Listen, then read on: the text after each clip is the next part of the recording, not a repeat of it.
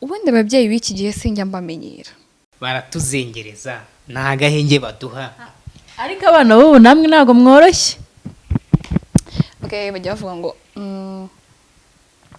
amazi ni ubuzima ngavuga niwe kimwe cya kabiri cy'ugize ubuzima bwacu na amazi, so I think amazi rero ni ingenzi. Bakunzi bacu bamashaline official muri abantu b'ingenzi cyane kandi turabakunda cyane, ariko uyu munsi nukureka mbabwire namwe rero mujye munkorera udushya kuko nanjye bazanira utundi dushya, bazana udushya twinshi. So uyu munsi ntabwo ndi jyenyine, ndi kumwe n'abasore, ndi kumwe n'ibyuki, ndi kumwe n'abaniga n'ibyuki yenda mugana mu mashaline. Ariko uyu munsi nyine murabizi murabimenyereye ni mu kiganiro gitegurwa na Charlene kigaterwa inkunga na mama Charlene, ni se fight or die, rwana cyangwa upfe. Abantu baba batiteguye kurwanira ibyo bashaka. So uyu munsi rero ntabwo ndi jyenyine, ndi kumwe n'abatumirwa beza cyane, barasa neza ariko ari umuntu uri kundeba nabi, nimba shonje nimba namutwaye iki ntabwo mbizi. Cameraman rwose abantu bingire barebe baseka neza. Bashyitsi wanjye ndabakiriye cyane, ndabakiriye cyane. We ntabwo ushaka ko mwakira se gusore cyangwa naye ndiyakira? Uriyakira cyane rwose. Ndamumenyere ariko ndabakunda cyane bose. Tugiye kuganira uyu munsi ku bintu bishimishije. Mwari mumeze neza? Nta kibazo, ntabwo mushonje? Okay, ntabwo twasoza. ese ugufite ibiro bingahe? Byari byose ngurusha ibiro? Ntabwo wandushibira sha. Byari byose ndakurusha Emera. Tuze kubishyira ku karubanda se? Nibanga. Ntabwo ari ngombwa. Afite ibiro nk'iby'inkoko dase birumvikana. So abana ni bashyashya kuri mama Charlene official, ariko nkuko bisanzwe murabibona baraseka, barakeye, bafite akanyamuneza muri bo. None tugiye kuganira ku kiganiro cyiza cyane, ni insanganyamatsiko nazanye umunsi cyangwa se debate. Ariko before yo gutangira reka babanze batwibwire. Watwatangirira hariya kuri iriya nkumi akeye, ibitsike, utunwa, imisatsi, n'akamaneke mwabibonye muhereze hasayidi n'amaze kuzuye. Ko nzi ko wagukwiye guhera ku muhungu akaba ari njye uhereyeho. Ibyo bintu ugomba ubwo byo yararezwe. Okay, kuduhere mikoro none wabanze atangira kuri mama Sha. Okay, watangiye twibwira. Ndi kumva nanjye urukundo rushaka kuzara. Mva we akanashyizeho neza. Yararezwe kuri hano. Uriya ni nacyo kintu nanjye cyakuvuga ruba. Ndamunigira inyuma ya kamera. Barakira mwana. Yeah. Umwana mazaraye kwa mukecuru, mazara kuri kwa mukecuru. Bari kunduka ko ntagira umuco. Tudatinze amazina yanjye amazina nyakuru nitwa Semucyo Raphael. Ariko nkafite nitwa Semucyo Raphael. Raphael. Yeah. Nkafite agasirino kitwa Mr. Gray. Gray byaturutse? Gray byaturutse kuri, you can see my hair. It is gray. Bayita umusatsi w'intuza w'imvi bayita gray hair. Ufite imvi harya? Yo shamundi. That is Mr. Gray. Yeah. Umugabo w'imvi. Yeah, ni keza cyane. So nuko nabitekereje ndavuga ati this can be my brand. Yeah. Yes. Yeah, okay. Ntabwo tugomba kujya gufata amazina ari kure kandi ari ibintu bituriho. Yeah. Iyo baburetse uvuga ati reka nite Mr. Gray. Si umuntu uzabimbaza njye musobanurira byoroshye. Itari ibintu bigiye kureba bisaba ngo kujya kuri gogo kugogoringa. Yes. Yeah, ndabyumva nagatwiko. Waduhera no mu miss wacu nakatwibwira. Nagiye ndo mu minsi. Okay, nanjye amazina yanjye nanjye avuga ngo banyita ako nagarito. Nitwa Nishimwe Deborah. Yeah. Njye agahimbano kanjye ndumva atari sawa kukavuga. Agahimbano kanjye numva atari ngombwa. Nta kibazo none.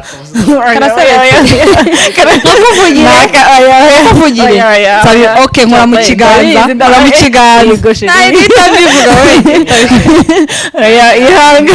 None Nishimwe nawe wari umeze neza? Ya nari meze neza cyane. ni ibintu bigaragara. Ni igiki wishimira mu buzima bwawe cyangwa kuri wowe ku mubiri wawe? Ikintu nishimira ku mubiri wanjye nkunda ibirenge byanjye. Rero nahise ngira ishyari kuko Okay guys, murabona ni ikiganiro cyiza. Abangaba ni inshuti baba bameze nka famiye. Burya umuntu uhamagara ngo ndagukeneye muri ubu buryo akaza aba ari inshuti yawe, ndetse akaba ari umuntu wa hafi. Umuntu utarakarira iterambere ryawe aba ari umuntu ukomeye mu buzima bwawe. So uyu munsi twateguye debate, nibwo naje guhamagara ndavuga ati muzaze mwitabire dukore iyo debate kuko ni ikintu cyiza kandi abantu benshi bazungukiramo, cyane cyane abantu b'urubyiruko. Niyo debate y'uyu munsi tugiye gukora iravuga ngo ese ababyeyi mbere yo kwitwa umubyeyi wagakwiye kubanza kujya mu ishuri ukabanza ukiga ukaminuza ugafata amakayi n'ikaramu nawe ukandika ukajya ubyuka mu gitondo 11:00 ko akunda abanyeshuri babigenza kugira ngo ujye kwiga kuba umubyeyi? Ese ibyo bintu wowe urabyemeza cyangwa urabihakana? Bamwe barabyemera undi bakabihakana, buri wese kandi agatanga ibitekerezo byiwe. So mbibutsa yuko rero ari ikiganiro Fight or Die. Kore comment umbwire ngo wabibonye gutya, abandabizi yuko muri buze kumbwira za passe umva murambona, ariko turabakiriye cyane kandi mwiyumvemo ikaze kandi mbanje kubashimira yuko mwaje kutureba. Ariko mbere yo kuza gutangira ndaza gusaba aka shizanga buri wese atoremo agapapuro asome ikibazo kiriho narangiza ambwire. Tuherariya uratubwira nta kintu kiriho? Okay, kagumane. Nandi ndabona ari ubusa. Mwese ariho ubusa. Reka nyababaza iki kibazo. Sibyo nishimye. Umuntu aguhinduye ubusa nk'ako gapapuro imbere y'abantu. Wakora iki kugira ngo wikure mu isoni? Nakora iki kugira ngo nikure mu isoni? Umuntu aguhinduye ubusa nk'ako gapapuro. Aminduye ubusa gute? Hari umuntu ugusebya nyine akakwambika ubusa, ntabwo mvuze akakwambura ubusa gukuremo imyenda, akagusebya imbere y'abantu, akagusebya ukumva kwambiye agaciro nyine, akagutesha agaciro, akagusuzugura cyane birenze, kugira ngo wikure mu isoni. Ndetse n'icyo kintu kimaritse mu mitwe y'abantu yuko uri umuntu udafite agaciro, uri ikintu kirangaho cyatawe. Wakora iki kugira ngo wikure muri iyo soni? Ikintu cya mbere nakora, uwo muntu wanyambuye agaciro njye ntabwo namurakarira, oya, ahubwo njyewe nahita nerekana ko ako gaciro yanesheje njye ngomba kukiha, nkahita nihagararaho muri kwa kunyandagaza kwiwe, njye nkahita nihagararaho. Wahaguruka ufata akagaruka ukanduka ujya, ntabwo mvuze ngo nafata uburyo igikorwa wakora. Okay, ikintu wakora kikagarura agaciro ka uwo muntu yataye cyayangije.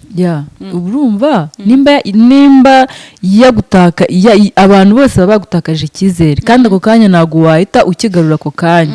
Wowe ku giti cyawe ugomba ahubwo kugenda uremamo ibindi, ntabwo byindi byagiye wabigarura, byaba byarangiye, ahubwo wowe wahita ukora ikindi kintu kizatuma bakwizera, bakavuga ati koko na bya bindi bavugaga, nimba biba bikoze akabishobora, utavuga ati na bya bindi bavugaga ntabwo byari byo baramubeshyeraga. Mbega wakora ikintu gituma cyane gisibanganya cya kindi, nkakora ikintu cyiza nyine nawe se n'ubyumva. Mr. Gray, ikibazo ko gikomeye cyane we. Umuntu aguhinduye ubusa, ari umuntu ugutesha agaciro akagusuzugura. Gray, nta cyuri cyo urimbwa, abize umugabo wisimbwa, ntabwo ibyo bintu biba byoroshye, akagusebya mu bantu, akagenda agusebya ahantu hose, nyine akakugira nk'igicucu. Wakora iki kugira ngo ugarure agaciro ka uwo muntu yataye? Ikintu cya mbere ubanza kureba aho byahereye, ukareba ikintu yagendera kwita igicucu, ukareba nimba icyo kintu koko gishoboka ko wagikosora cyangwa bitagushobokera. Wasanga bishoboka, hari abandi bantu bagikoze, ukagenda ukabegera ukabagisha inama, ariko hagati aho ngaho urumva byatwara igihe. So wihanganira igihe, icya mbere ni ukwihangana muri ako kanya nyine abikubwiye, urumva ni imbere y'abantu. So urihangana, nta kindi wakora, ntabwo wakwigira umusazi ngo uterane amabuye n'ibindi bugaragaje kuri igicucu. Aho ngaho urihangana, ariko noneho nyuma yaho noneho ukamutega igihe, ukazamwereka ko utari igicucu. yes urakura cyane ego abantu bajya badusuzugura mu buzima bwacu bakatweka ko ntacyo turi cyo ariko si ngombwa ngo ugende ubibwira abantu bose ngo ubyandikeho mu mugongo ibikorwa byari byo byemeza abantu uhuriwe siko bimeze so mu gihe rero tugiye kwinjira mu isanganya mu matsiko yacu uyu munsi ariko nabanza kwibariza akabazo gatoya kuri ino sanganyamatsiko yacu twari dufite uyu munsi cyangwa se debate twari dufite uno munsi ivuga ngo ese ababyeyi bagakwiye kubanza kujya mu ishuri mbere y'uko baba ababyeyi bakabanza bakabyigishwa nk'uko n'abadogiteri nabo bigenda n'abandi bantu bose tubajije Nishimwe iyo ngingo urayemeza cyangwa urayihakana? Iyo ngingo ndayihakana. Urayihakana kubera iki sasa rero?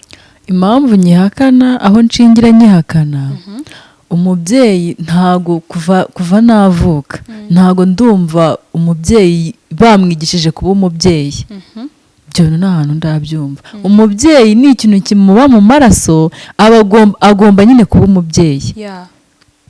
Nuko nguko mbyumva. Yego. Nini Mr. Gray wowe? Ndayemeza.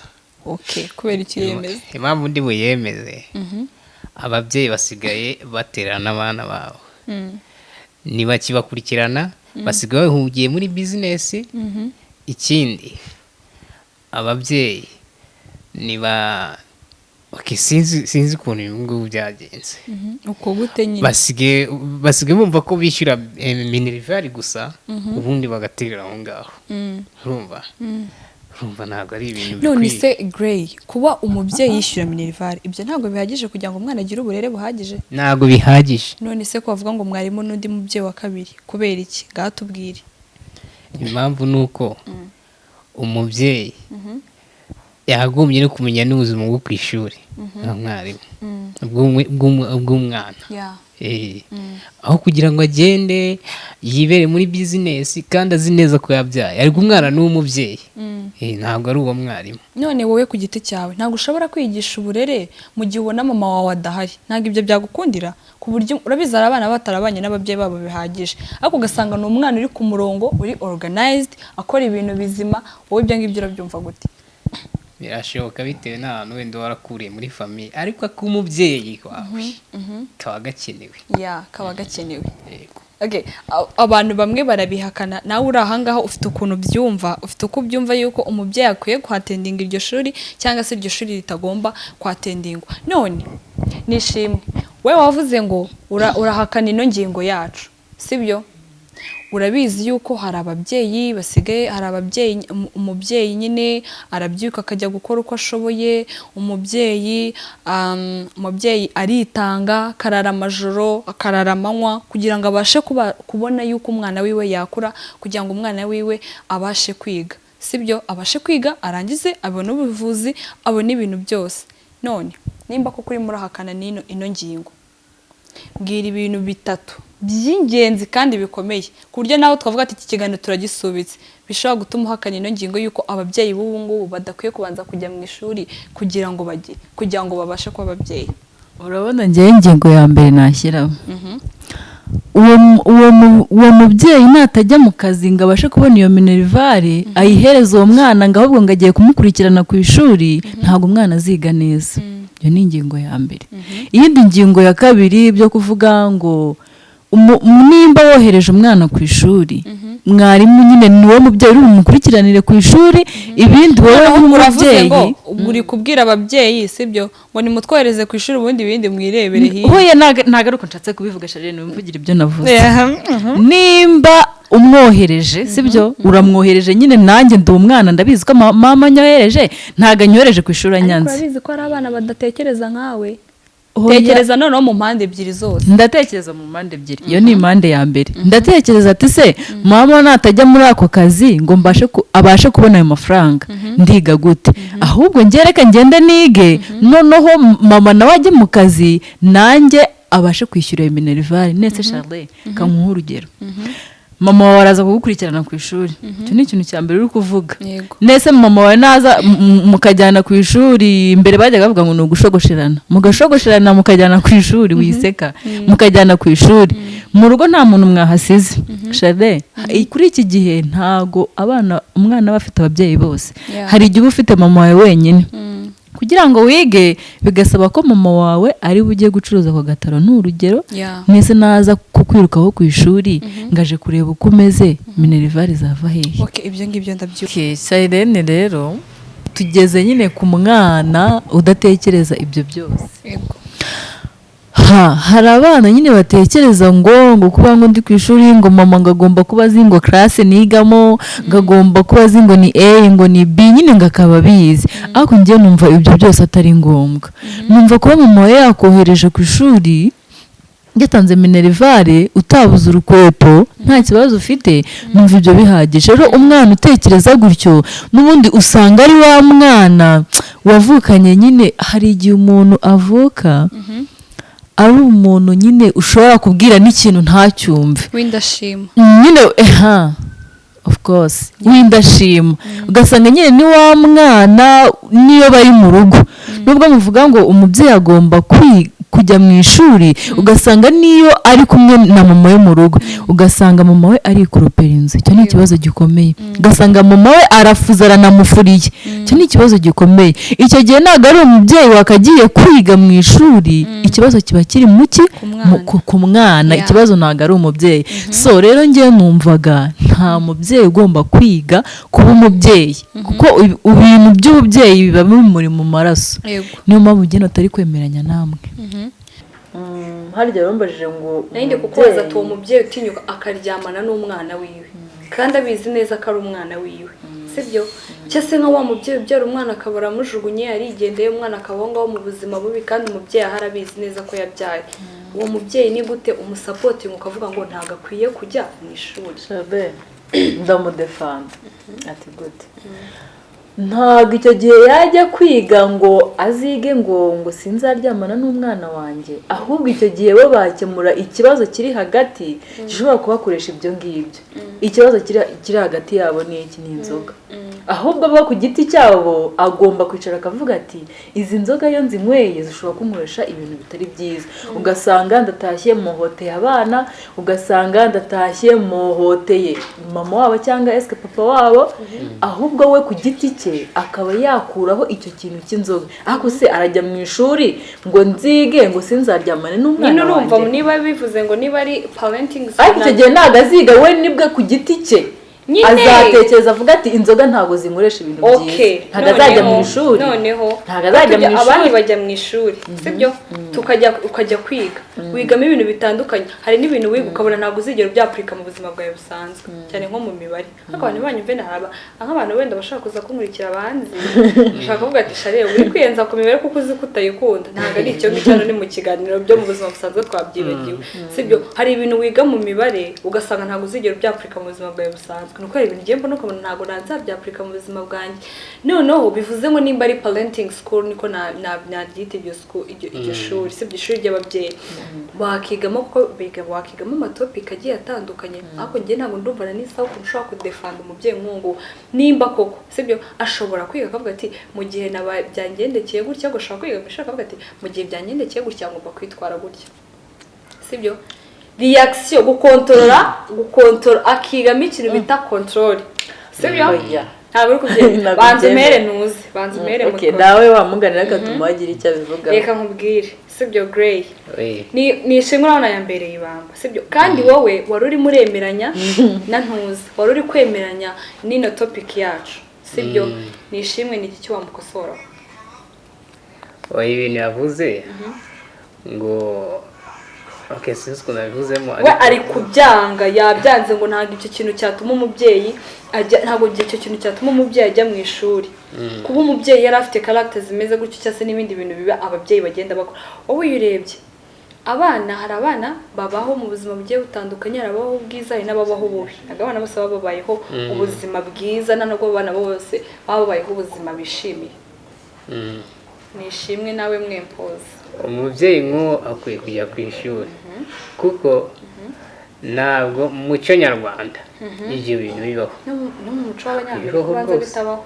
Ni umuco bura wa kimuntu ntabwo ibyo bintu bibaho. Imiryango ifite ukuntu ibayeho ifite n'ukuntu igenda ikurikirana. Rero kumva ngo umubyeyi yaryamanye n'umwana sumva ni kiba ari ikibazo none kiri mentality Yeah. ntabwo ari ikibazo kiba kivuye none umubyeyi ajyanwe ubwo aba afite ikibazo cyo mu mutwe ajyanwe kwigishwa abanza akire mu mutwe cyane nicyo uvuze Eh. mubashyireho hariho n'indera y'ababyeyi ajya si yego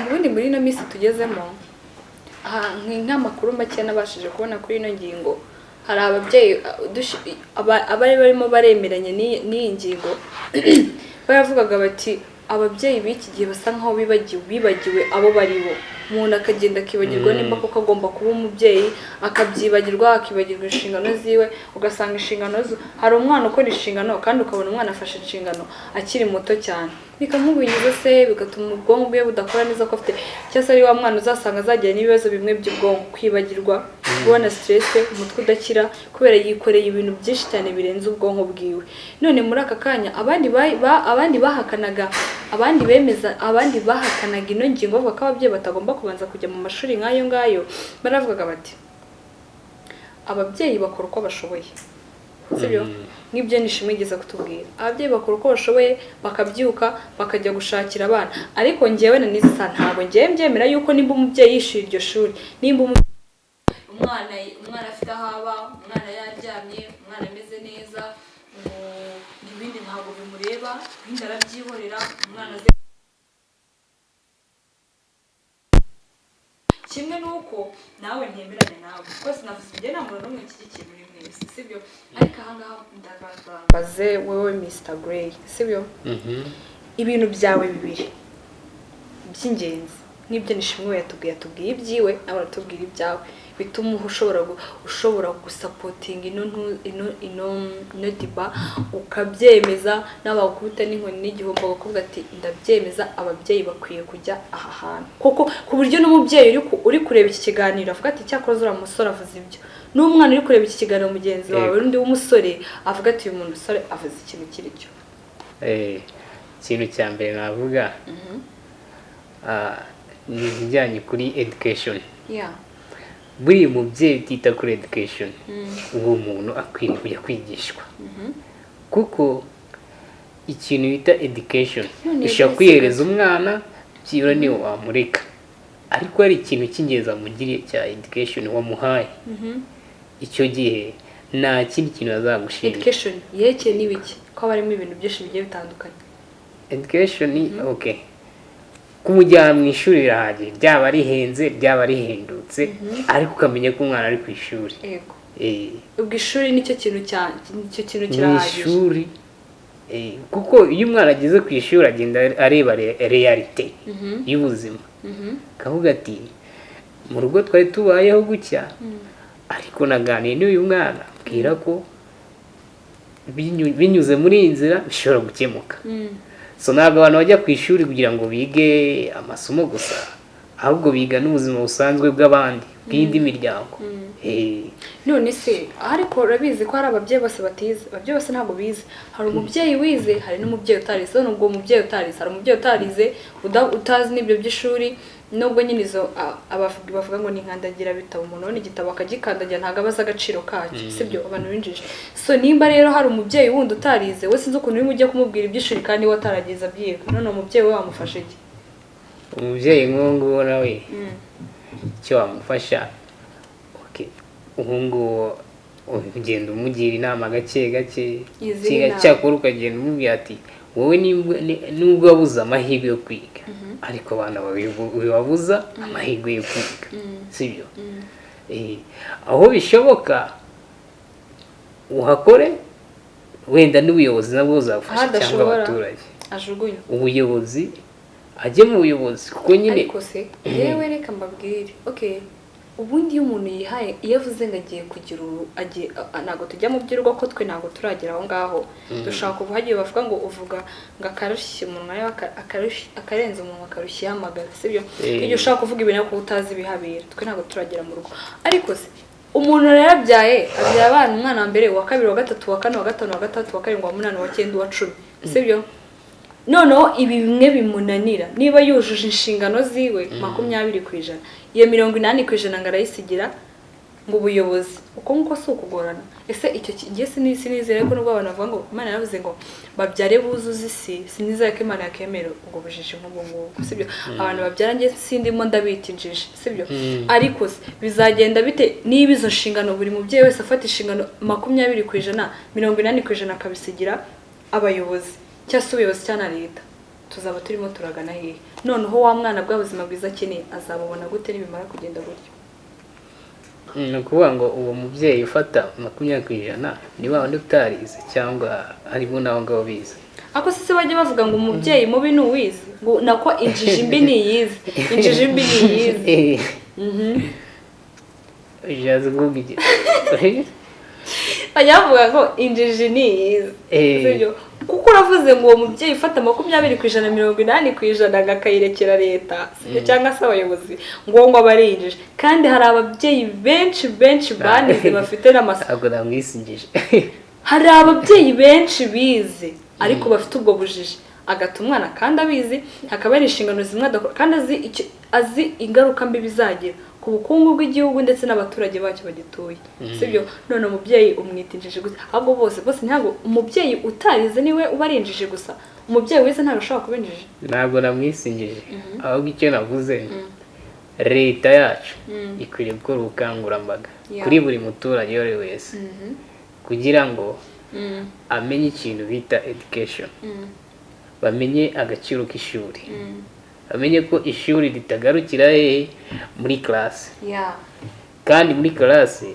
hatigwa ibintu bya mate gusa ahubwo higwa n'ubuzima busanzwe bwo hanze umunyeshuri wawe uzi ngo arakeneye cyangwa se ashobora kujya no ku ishuri akaba yahura n'inshuti wenda iwabo bakize akaba yamwereka ukuntu ubuzima babukora neza bagatera imbere none nishimwe iyo niyo avantage bwo gushaka kumvisha abantu yego ubwo bakora ubukangurambaga ariko natwe urubyiruko biratureba ubwo bukangurambaga bwose none nishimwe muri aka kanya nakwibariza iki kintu iyo urebye umubano uri hagati y'abana ndetse n'ababyeyi babo sibyo ubundi koko ubona igitsure gikabije ababyeyi bashyira ku bana icyo gitsure nicyo gituma umwana aba mwiza umwana akajya ku murongo wadusubiriza ndetse nyine icyo gitsure ababyeyi bashyira ku bana babo icyo gitsure nicyo gituma nkawe ku rwawe rugero sibyo wenda urebye inshuti zawe ubona icyo gitsure babashyiraho kuko cya kindi gikabije ko bizana umubyeyi uba akaza ibintu cyane wowe uremera yuko ubwo burere cyangwa se icyo gitsure aricyo kizatuma wa mwana w'umukobwa cyane cyane kuko usanga ingaruka mbi nyinshi ziba ku bakobwa cyangwa se wenda no kundi ruhande abahungu ubona icyo gitsure gikomeye aricyo gituma wa mwana agenda mu nzira nziza umubyeyi yifuza cyangwa rega buriya kurera umwana umushyiraho agatuna mwene cyane rwose ndabyerura ndamubyerura kuko ibyo ni ibintu bisanzwe hari nk'umubyeyi sibyo uvuga ngo umwana wanjye ngo ntabwo ari busohoke ugasanga igipangu gihora gifunze ariko ugasanga wa mwana nasohoka cya gipangu harabiki naguha urugero gato hari agakuru nigeze kumva umubyeyi yareraga umwana nyine gutyo umwana yajya no ku muhanda agiye kugura amata akamuha oya masegonda akavuga ati ahangaha urahagenda ano masegonda umwana aza gutwara inda umwana atwaye inda baramubwira ati se ninde waguteye inda aravuga ati niyo nsohotse ahangaha papa aramerekeza akangeza ku cyuma cy'amata nkayagura nkagaruka mu modoka ubwo ninde wanenda ni papa uri kumva Shaidene avuga ko ari se wamuteye inda umwana baringinga papa baravuga ati tugomba kujya kugufunga ati tugomba kujya kugufunga nyine wateye umwana inda koko kandi byarumvikanaga Shaidene no muri karitsiye baravuze ati ibyo bintu nibyo bavuga ati umubyeyi koko uriya mwana rwose ni intangarugero ubwo buriya ni se niyo mpamvu yahoraga amufungirana umwana baza kumwinginga arangiza ukuntu umwana yababwiye Shaidene yarababwiye ati ibintu byo kuvuga ngo muramfungiranye ngo iki n'iki njyewe narasohotse wari wamaye amasegonda nimba aravuze amasegonda 5 muri ya masegonda 5 wampaye ibyo nibyo nshatse gukururiza hariya muvuga ngo ukajyana umwana ku ishuri ngo ukamukurikirana ngo ukajya ngo kureba ngo yiga ngo muri no classe ngo ngavugana nande ngo tica we ngese ngo yubaha abarimu aravuga ati ngiye muri ya masegonda mwama ya 5 nagiye mane irindi rimwe njya kurirebamo umuhungu dukundana. Rero ibyo ngibyo muvuga ngo umubyeyi ngagomba ngo gukurikirana umwana ngo ahantu hose agiye, umwana we ku giti cye niwe uha agaciro ahubwo ibyo mama wamukorera cyangwa papa we. bivuze ngo rero icyo gitsure gikabije cyane nta kintu kimaze, nta kintu ahubwo kimaze. discipline ifite ikimaze ni ya yindi umwana we ni ya yindi iri mu maraso, ari nabwo ububyeyi buba mu maraso y'umubyeyi nyine, kuba ari umubyeyi biba mu maraso, atari ibintu akora icyo ashaka. Umureka kuri ibyo ngibyo ntabwo navuze nanjye, ntabwo twavuze ngo umwana akora ibyo ashaka, sibyo? Njyewe nari nabashije ngo icyo gisire we nari kukubaza icyawe, sibyo? Ntabwo ari uko navuze, ariko ya discipline umwana nyine, kuko aragira discipline aho umureba, aho utamureba ntabwo ari bugire discipline. Uramuherekeza mugirane ku kigo, agende rwose ari umwana mwiza, asuhuza abantu ati mwaramutse, ese najya no muri classe kwicara mu ishuri uragenda wicarana nawe utari numara kurenga gate usohotse igipangu umuherekeje ugiye ku ishuri azambara amezi 2 cyangwa 3, sinzi ukuntu nyine bisigaye bigenda. Uzaba uri kumwe nawe muri icyo gihe, ahubwo wowe ugomba kumuha wa muco ukurimo w'ububyeyi, nta kuvuga ngo wagiye kwiga ngo kuba umubyeyi, ugomba kumuha ya discipline kurimo nawe akazayikurana na hahandi nene saho ahantu hose uzahorana n'umubyeyi wawe. Hoya hari igihe uzajya no hanze warabonye amanota meza we Sharirene, urinde yagiye uzajyana na mama wawe mu ndege. None ibintu by'ububyeyi ni ibintu biba mu maraso. None Mr. Gray, wowe kurwaye iruhande umubyeyi b'ababyeyi batanga, ese wona we bari ababyeyi batanga uruhushya umwana ajya ushaka kora ibyo ushaka, bikorera ibyo ushaka, umubyeyi wawe ndi nyine udakaza ibintu aba yoresha ibintu byose buri munsi, ubwo nibwo burere abana bagakwiye guhabwa cyangwa ese ibyo bituma umwana agira uburere nyine kuko wamwihoreye yagiye, ibyo nta kintu byangiza ku burere bw'umwana? Ibyo ngibyo byangiza uburere bw'umwana cyane, kubera ko umwana uko agenda ajya hanze kure y'umuryango niko agenda yangirika, kubera ko mu mutwe nta kintu aba arabona, ntabwo arakomera mu mutwe, cyangwa se ntabwo mu bitekerezo bye ntabwo yaba. None wa mwana uzahora mu gipangu buri munsi niwe uri gukomera mu mutwe ubwo? Byashoboka, kubera ko urumva aba ari kumwe na nyina cyangwa se n'ababyeyi bamugira inama mu gihe badahari. Ariko uwo mwana Gray ahura n'imico y'umuntu umwe, ahura na character z'umuntu umwe, ahura na character za papa we na mama we n'abarumuna be. None mbwira ukuntu umwana wagiye hanze azajya kwiteza ababyeyi, tuvuge gutyo, azajya guhura n'urubyiruko bagenzi be bagiye hanze, n'abaciye mu ijambo. Icyiza cy'uwo mwana wagiye hanze, nagera hanze azamenya kubana na ba bandi bo hanze, ariko nanagaruka mu rugo azamenya no kubana n'iki na ba babyeyi. Ariko se wa mwana uhora mu nzu nagera hanze ni handi uzasanga handi Gray azamubwira ati dore aya ni amazi iyo yanyweye arasharira, kuko bavuga ati hari akandi kantu nongeyemo, ariko muri ano mazi twebwe hari ukuntu nyine tuyavangavanga agasharira, ubwo bamuhaye iki kanyanga, namara gusomaho uko nguko rimwe bizagenda bite bizarangira. Ariko wa mwana wo ku muhanda ntabwo wamubeshya ngo amazi hari ikindi kintu wongeyemo, oya aravuga ati amazi ndabizi ko ari amazi, nta kindi kintu bajya bongeramo. Ariko wa mwana uhora mu rugo mu gipangu of course ni kwa kundi usanga bazanye umukozi utari uhasanzwe, ugasanga atangiye ni hahandi hari ibintu bisigaye biba bikababaza cyane. Hari amakuru ejo bundi numvise kuri BTN ngo umukozi ngo w'umugabo w'umusore ngo yasambanyije ngo umwana w'imyaka 13. Ese umwana w'imyaka 13 ajya gusambanywa byaratewe n'iki? Na kwa kundi nyine atamenyereye kuba nyine mu buzima mu buzima bwose kuko umwana abaye hanze akamenya kuvuga ati boshyanya gutya gutya bigenda gutya n'ahandi usanga umwana anihagararaho niyo yaba ari muto akusisha bene nawe tuvuze igisho kuri nawe grade umwana azahora mu gipangu nawe yakoze ishyano agenda ahagarare kuri gate arebe ni kwa kundi usanga abana bavuga ati amata aturuka ku igare amata aturuka ku igare ni ukubera iki icyo gihe biri kuri byaki ngo wa mubyeyi ngo ni uko ngo yareze umwana we neza ngahora mu gipangu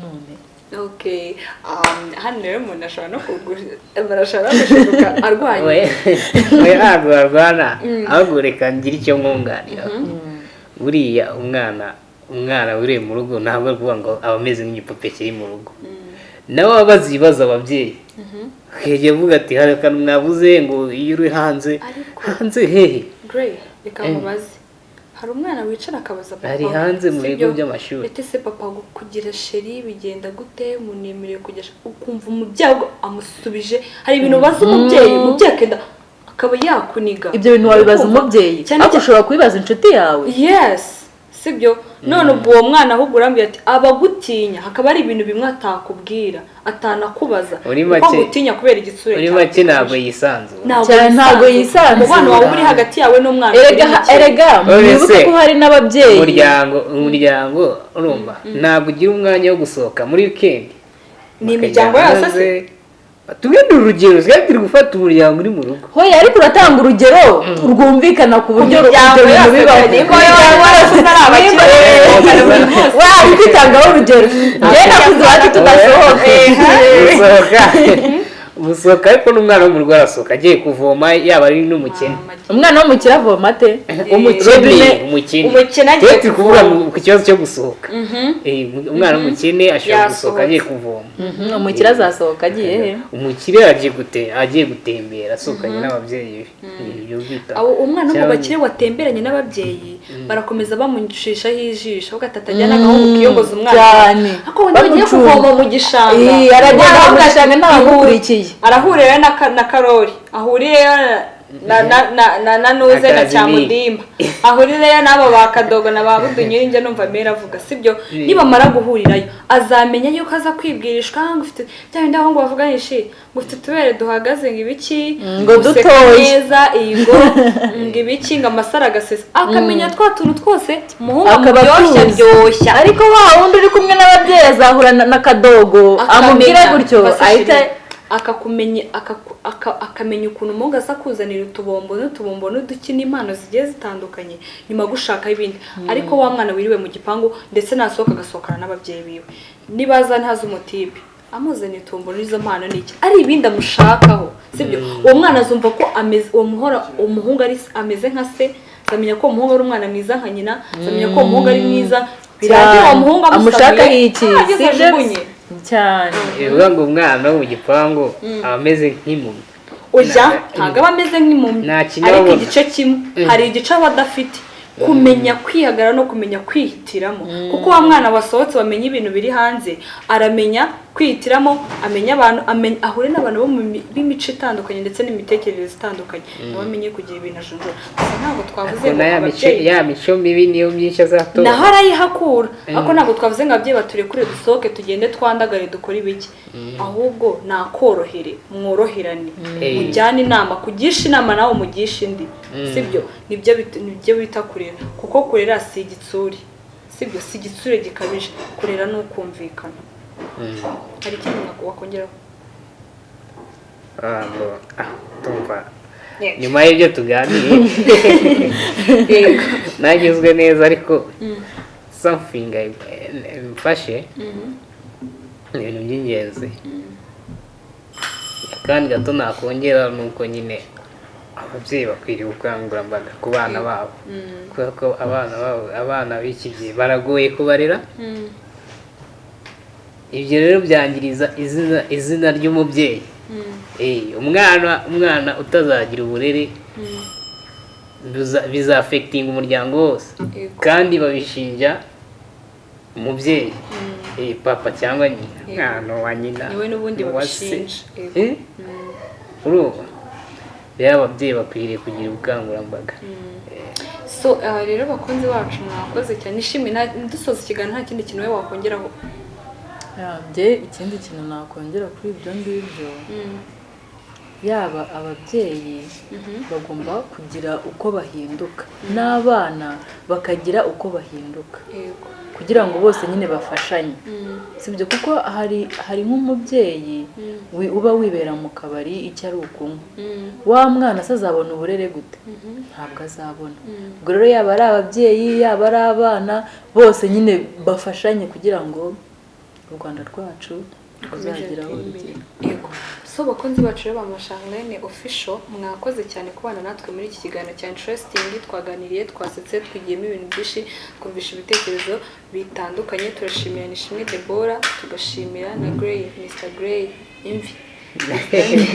Turamushimira cyane mwakoze kubana natwe, mujye mukomeza mudukurikirane, ni byiza kandi dukunda inama zanyu mukomeza kutugira. Nakagaruka ciao ciao mu kindi kiganiro.